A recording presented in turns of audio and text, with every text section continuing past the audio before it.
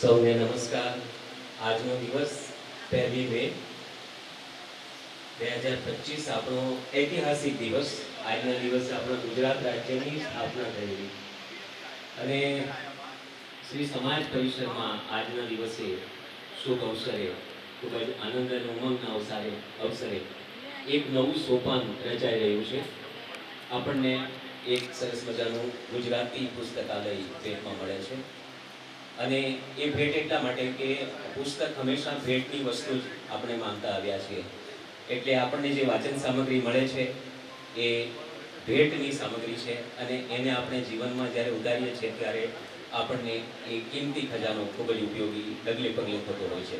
તો આજના આવા સુંદર અવસરે આપ સર્વ શ્રી દિલ્હી ગુજરાતી સમાજના સર્વ ટ્રસ્ટીગણ, વ્યવસ્થાપક મંડળના સભ્યો, મહાનુભાવો, સમાજમાં સેવા આપનારા સર્વે, આદરણીય પન્નાબેન હેમાણી, દક્ષાબેન અને સાથે પધારેલા સર્વ મહાનુભાવો, સૌનું ખૂબ ખૂબ સ્વાગત છે.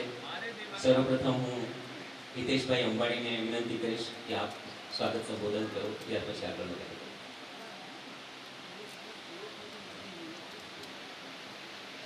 થેન્ક યુ ભાવેન્દ્રભાઈ. સૌથી પહેલાં તો જેટલા પણ ગેસ્ટ અહીંયા આવેલા છે સમાજ તરફથી ઘણો એમનો અભિનંદન અને એમનો ઘણો આભાર કે અમારું માન રાખીને આટલી મોટી સંખ્યામાં તમે બધા વર્કિંગ ડેમાં અહીંયા આવ્યા છો. આ લાઇબ્રેરીનો લક્ષ્ય શું હતો, કેમ હતો, થોડું હું એને બ્રીફિંગ કરવા માંગુ છું. પન્નામસી મેડા અને એમને એક લાઇબ્રેરી બનાવવાની ઈચ્છા હતી. તો મને કેટલા પૈસા લાગશે, તો મને પણ એવું હતું કે એ તો 4-5 લાખમાં કામ થઈ જશે, આપણી પાસે જગ્યા છે, એ ઉપર બનાવવાનું છે. પણ ધીરે ધીરે કરતા એનું બજેટ 21 લાખ રૂપિયા પહોંચી ગયું. અને સૌથી મોટી વાત છે કે પન્નામસીએ મને એકવાર પણ એમ નથી કીધું કે આટલું બધું કેમ આવી ગયું. એના માટે આપણે જોરદાર તાલી પન્નામસી માટે મારીએ. એમને ખુલ્લો દિલ રાખ્યું છે અને ખુલ્લા દિલે પૈસા આપ્યા છે. સૌથી મોટી વાત, પૈસા પણ આપ્યા છે અને ધન સેવા તો કરી છે, સાથે તન સેવા પણ કરી છે. કાલે રાતના 11 વાગ્યા સુધી અમે બધા અહીંયા ચોકડીઓ ગોઠવતા. તો એ બહુ મોટી વાત છે. ધન આપવું, તન અને સેવા કરવી, એક ઈચ્છા પૂર્તિ કરવી, આમાં થોડી બહુ ઓછી હતી. તો સ્પેશિયલ 3 દિવસ પહેલા જયપુર ગયા છે આપણા દક્ષાવાસી આપણે, અને એ સ્પેશિયલી સવારે ગયા છે અને રાત્રે જયપુરથી પાછા આવ્યા છે અને 200 ચોપડીઓ ઓછી હતી કે અહીંયા લઈને અહીંયા મૂકી છે. તો આટલું મોટું કામ કરવું, તન મન ધનથી કામ કરવું, એ મેં એમનાથી શીખ્યું છે. તમે જોશો એક બુક કોઈ પણ સેમ્પલમાં એમાં એક સ્ટેમ્પ લાગી છે, એમને પોતાના હાથોથી સ્ટેમ્પ લગાવી છે. તો એ નાની નાની ઝીણવટ વાતો છે જે આપણને શીખવા મળે છે. હવે આ લાઇબ્રેરીનો હેતુ શું છે? સૌથી મોટો હેતુ છે કે આપણા દિલ્હીમાં વસતા જેટલા પણ મેમ્બર્સ છે ગુજરાતી છે, આપણે લાઇબ્રેરી ટાઈમ સવારે 8 વાગ્યાથી રાતના 8 વાગ્યા સુધી રાખીશું. કોઈ પણ મેમ્બર, કોઈ પણ ગુજરાતી અહીંયા આવીને વાંચન એન્જોય કરી શકે છે. ટાઈમની કોઈ લિમિટ નથી. 1 કલાક બેસે, 2 કલાક બેસે, એસી લાગેલા છે, પંખા લાગેલા છે, જમવા કરવા બધી વ્યવસ્થા અહીંયા છે. બીજો હેતુ હતો કે જે આપણા છોકરા ગુજરાતી લેંગ્વેજથી ભાગે છે, કોશિશ રહેશે કે પાછા આપણે ગુજરાતી લેંગ્વેજમાં આવે. મારા પોતાના ઘરમાં પણ કોશિશ નથી ગુજરાતીમાં છોકરાઓ બોલે, પણ એ અડધું ગુજરાતી અડધું હિન્દી. અને ધીરે ધીરે ટાઈમ વીતતા થોડું ગુજરાતી, મોટું હિન્દી, થોડું ટાઈમ લેશે તો હિન્દી થઈ જવાનું છે. આપણે સ્કૂલમાં ભણતા હતા, ગુજરાતી લખી શકતા હતા, આજના છોકરાઓ લખી નથી શકતા. ત્રીજો હેતુ છે કે અહીંયા આપણે કાવ્ય વિમોચન, સાહિત્ય વિમોચન, ગુજરાતી લેંગ્વેજને આપણે ક્લાસીસ રાખીશું. જેટલું થઈ શકશે. આપણે બધા કહીએ છીએ ગુજરાતીને પ્રમોટ કરવો છે, પણ અગર આપણે લાઇબ્રેરીનો યુઝ કરીશું તો એ પ્રમોટ જ છે. બસ તમારે અહીંયા આવીને લાઇબ્રેરીનો યુઝ કરવાનો છે. તમારા સર્કલમાં, તમારી કમિટીમાં, તમારા સમાજમાં, તમારી સંસ્થામાં બધાને એ બોલવાનું છે કે ભાઈ આ લાઇબ્રેરી ઓપન કરી છે, આનું ટાઈમિંગ આ છે. અને તમે કલેક્શન પણ જોશો, હમણાં ભાગેન્દ્રભાઈ બતાવશે કે યુનિક કલેક્શન છે. આમાં કોઈ પણ ચોપડી રિપીટ નથી સાહેબ. અગર સરદાર પટેલ સાહેબનું વ્યક્તિત્વ લેશો, તેમાં જેટલા પણ રાઇટઅપ હતા, બધા રાઇટઅપનું અહીંયા કલેક્શન છે. હજુ સેકન્ડ ફેઝમાં અહીંયા બધા કવિઓના ફોટા આવશે. સપોઝ એક્ઝામ્પલ કરું, ઝવેરચંદ મેઘાણી, તો આપણે જવાહરલાલ નહેરુ કોણ હતા, ક્યાં જન્મ થયો હતો, એમને કેવા લાગતા હતા આપણને ખબર નથી, પણ એમને એમ સંક્ષિપ્ત પરિચય આપશે. એટલીસ્ટ સમાજ તરફથી આ કોશિશ છે કે આપણી નેક્સ્ટ જનરેશન ગુજરાતી લેંગ્વેજને આગળ લઈને જાય. બીજું મેન કામ હતું કે આ લાઇબ્રેરી તો લાઇબ્રેરી છે, પણ આ એક રીડિંગ ફેસિલિટી પણ છે. અગર કોઈને પોતાની પરીક્ષાની તૈયારી પણ કરવી છે છોકરાઓને, અને ઘરમાં જગ્યા નથી કે ઘરમાં સમય નથી, તો અહીંયા આવીને એ તૈયારી પણ કરી શકે છે. બધા આવી શકે છે, મેલ ફિમેલ છોકરાઓ. એક એવી જગ્યા છે અત્યારે પૂરા બ્રહ્માંડમાં કે પૂરા વર્લ્ડમાં કે પૂરા દિલ્હીમાં એવી કોઈ પણ સ્થિતિ નથી કે તમે પોતાના પરિવારને લઈને જઈ શકો અને જોઈ શકો. મૂવી જોઈ છે, આપણે 4 વાર જોઈ છે કે મૂવી એ છે બી છે કઈ મૂવી છે, પણ આ એક એવી જગ્યા છે કે પોતાની ફેમિલી લઈને અહીં આવીને તમે જમો, વાંચન એન્જોય કરો અને બધું કરી શકો છો. હવે તમારા ઉપર છે કે આપણે બધા આ લાઇબ્રેરીનો કેવો અને કેવી રીતે આપણે યુઝ કરીશું.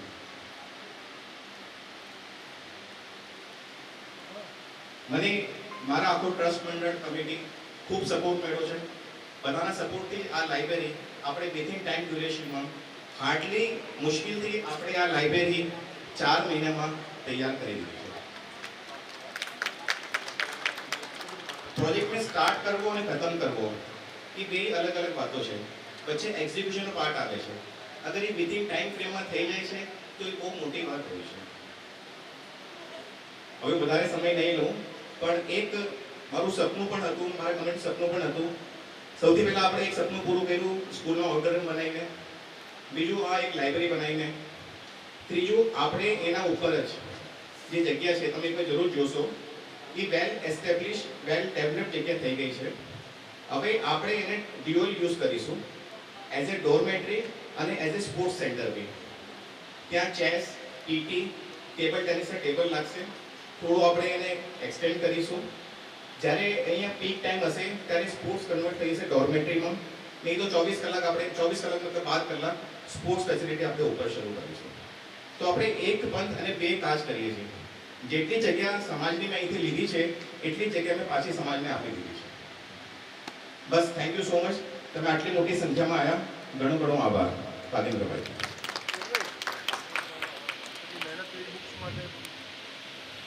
वो कहने कि जब गाड़ी में फ्यूल खत्म हो जाए तो कोई बता देता है कि फ्यूल खत्म हो गया.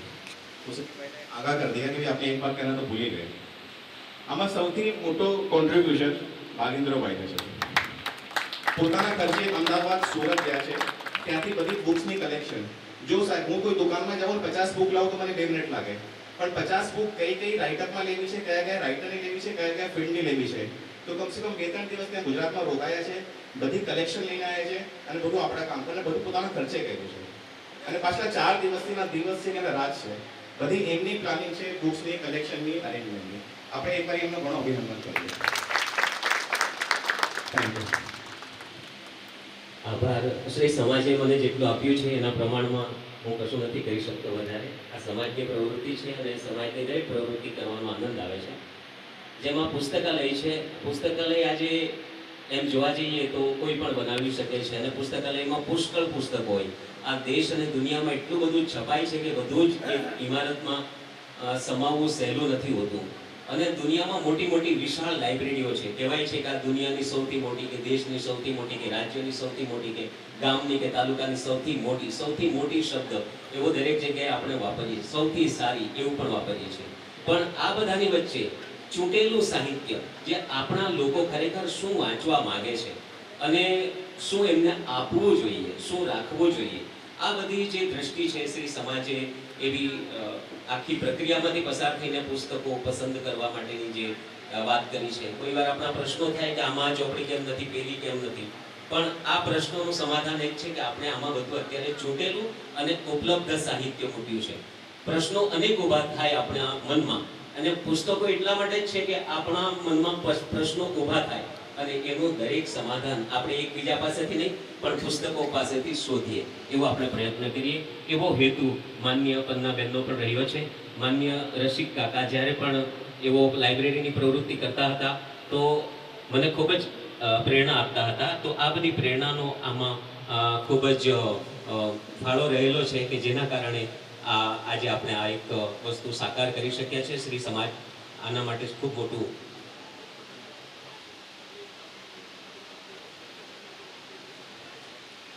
આ પુસ્તકાલય વિશેની સંક્ષિપ્ત માહિતી એવી છે કે આમાં નવલકથાઓ, વાર્તાઓ છે, લોક સાહિત્ય પુષ્કળ પ્રમાણમાં છે અને એવું વિસરાયેલું સાહિત્ય છે જેના વિશે આપણે રેર શબ્દ વાપરીએ છીએ અને આપણે શોધીએ છીએ. આપણે બાળકોને આપવા માંગીએ છીએ. કેટલીક વાર્તાઓ ખોવાઈ ગઈ છે, આપણને યાદ નથી, તો એવી વાર્તાઓનો ખજાનો છે. ઉપરાંત ગુજરાતીના ચૂંટેલા સામાયિકો, ચિત્રલેખા, અભિયાન એ બધા આવવાના શરૂ થઈ ગયા છે.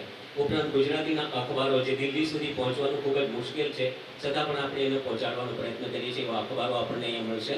ઉપરાંત ટેલિવિઝનની સુવિધા હોવાથી એની અંદર આપણે ડિજિટલ ડિસ્પ્લે દ્વારા પણ રોજનું અખબાર આપણે તાત્કાલિક રીતે વાંચી શકીશું, માણી શકીશું અને જાણી શકીશું. સમય વધારે ન લેતા આપણે આવો આજે આ પુસ્તકાલયનો શુભારંભ માન્ય પન્નામાસી, આપને અનુરોધ છે 2 શબ્દો આપ અહીંયા વ્યક્ત કરશો. તમારે બેસીને બોલવું હોય તો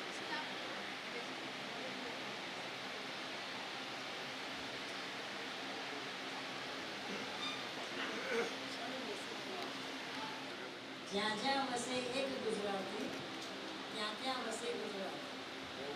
આદરણીય મહેમાનો અને શ્રી સમાજ ભવનના ટ્રસ્ટીઓ, માધ્યમ મુખ્યમંત્રીશ્રી અને વ્યવસ્થાપક મંડળના સભ્યો, ઉપસ્થિત સૌ સાહિત્ય પ્રેમી ભાઈ બહેનો અને વાલા ભાઈઓ, આજે મારે માટે અત્યંત આનંદ અને ગૌરવનો દિવસ છે.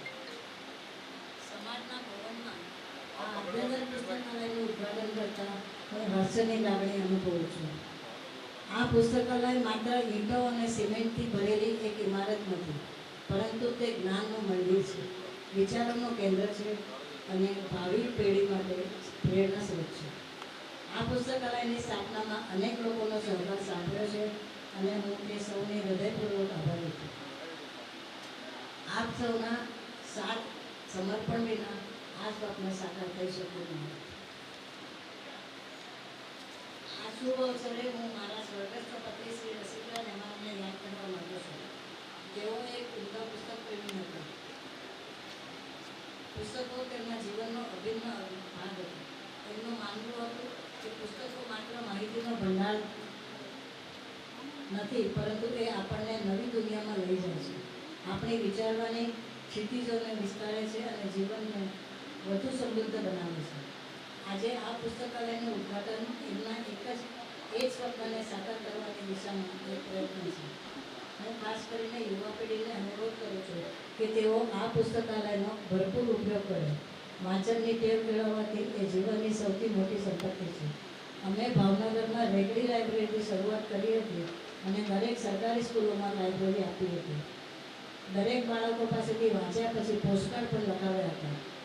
મને વિશ્વાસ છે કે આ પુસ્તકાલય જ્ઞાનની જવાબદારી સદાય પ્રજ્વલિત રાખશે અને ગુજરાતની અસ્મિતા જાળવશે, ગુજરાતી ભાષાને સદાય જીવંત રાખશે. થેન્ક યુ માસી. અને હજુ એક વાત છે કે આ પુસ્તકાલયની હવે રિસર્ચ કરી હતી તો દિલ્હીમાં આ એક જ કોઈ પણ સંસ્થા દ્વારા સ્થાપિત પહેલું એવું પુસ્તકાલય છે જે ડિજિટલ પણ છે અને ફિઝિકલ પણ છે. ઇનફેક્ટ દિલ્હીમાં નહીં પણ પૂરા ભારતમાં કોઈ પણ સંસ્થા દ્વારા એવું પહેલું પુસ્તકાલય છે જે ડિજિટલ અને ફિઝિકલ અને બધી ફેસિલિટી છે. અને ઇનફેક્ટ પૂરા વર્લ્ડમાં કોઈ પણ સંસ્થા દ્વારા આ પહેલું પુસ્તકાલય આપણા સમાજે સ્થાપિત કર્યું છે. આ એક યુનિક કોન્સેપ્ટ છે. પૂરા વર્લ્ડમાં આ કોન્સેપ્ટ તમને જોવા નહીં મળે. હવે આગળની પ્રોગ્રામની રૂપરેખા એ છે કે આપણે વિધિવત પુસ્તકાલયનું ઉદ્ઘાટન કરીશું, પછી આપણે ચા નાસ્તો સાથે કરવાનો છે અને એના પછી આપણે શાહ ઓડિટોરિયમમાં આપણા ગુજરાત ડેના ફંક્શનમાં જોઈન થવાનું છે. અહીંયા આપણા સ્કૂલના પ્રિન્સિપલ मोनिका मैडम भी आए हैं, उनका भी हम स्वागत करते हैं. आइए प्लीज. स्वस्ति न इंद्रो करी काली मती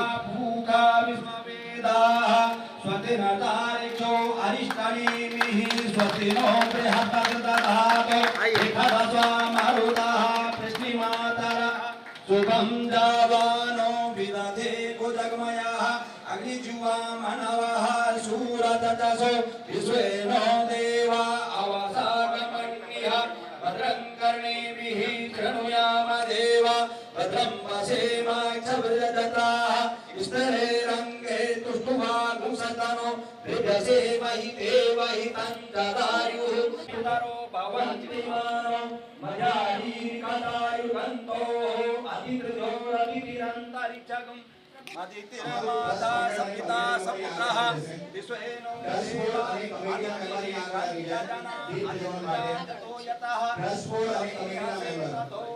अभयं कुरु सन्नः गुरु प्रजाभ्यो भयन्नः पशुभ्यः शत्रुपुरितानि परासुव तद्वदन्तन्न आसुवाद्योः शान्तिरन्तरिक्षं शान्तिः पृथिवी शान्तिरापः शान्तिरोषधयः शान्तिः वनस्पतयः शान्तिर्विश्वे देवाः शान्तिर्ब्रह्म शान्तिः शान्तिः शान्तिरेव शान्तिः सामा शान्तिः ॐ अग्निज्योति ज्योतिरग्निः स्वाहा अग्निवचो चन्द्रमा मनसो जाततक्षोः सूर्यो अजायत श्रोत्रा ध्यायुं च प्राणस्य मुखात् अग्निरजायताः ॐ गणानान्त्वा गणपतिगुङ्गवामहे प्रियाणान्त्वा प्रियपतिगुङ्गवामहे वसुमनाहञ्जानि गर्भधम तमजासि गर्भधम्मा अम्बे अम्बिके अम्बालिके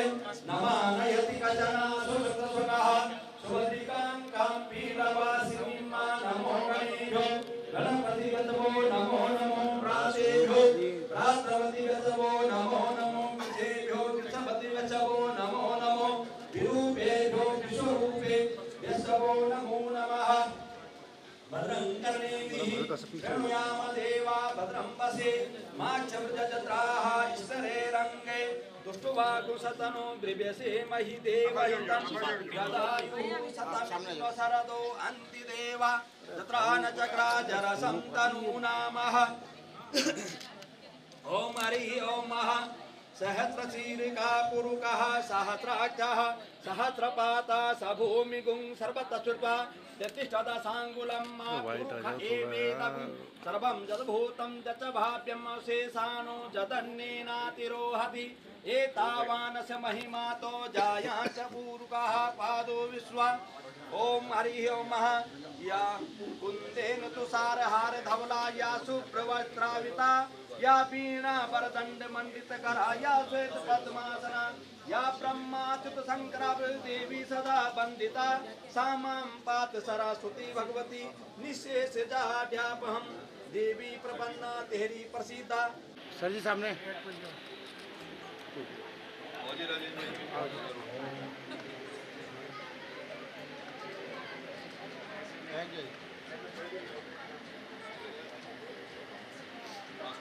હવે બસ આપણે